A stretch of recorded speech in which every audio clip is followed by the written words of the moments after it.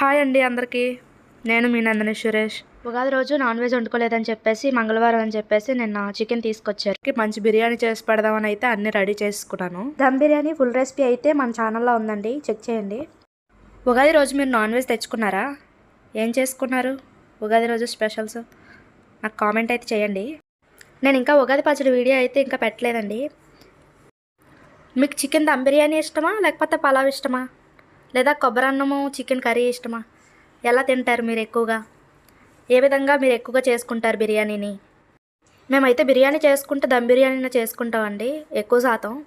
నెలలో 2 సార్లు దమ్ బిర్యానీ చేసుకుంటే ఒకసారి మాత్రం పలావ్ చేసుకుంటాం. అదే కొబ్బరి పాలతో చేసే రైసు అలాగే చికెన్ కర్రీ మాత్రం రేర్గా తింటాము. అది ఎప్పటికీ బోర్ కొట్టకుండా ఉండాలి కాబట్టి. బిర్యానీది అనేది కామన్ అయిపోయిందండి. దమ్ బిర్యానీ ఎవరైనా చేసుకోగలుగుతున్నారు. మీకు ఒకవేళ తెలియకపోతే కనుక ఫుల్ రెసిపీ మన ఛానల్లో ఉంది.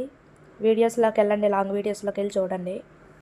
స్పైసెస్, ఆయిల్, నెయ్యి అలా ఎక్కువగా యాడ్ చేసుకోకుండా నార్మల్గా యాడ్ చేసుకుంటే మంత్లీ 2 to 3 times తినొచ్చండి, ఏం కాదు.